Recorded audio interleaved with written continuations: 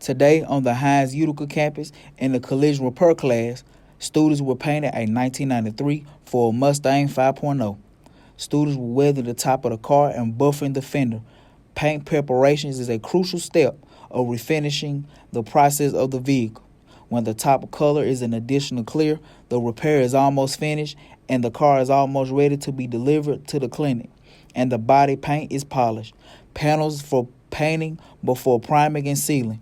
We talked to one student on what he learned the first 5 weeks. We talked to one student on what is the purpose of him getting in this class. We get a certificate for paint car. I do collision repair with that check freight.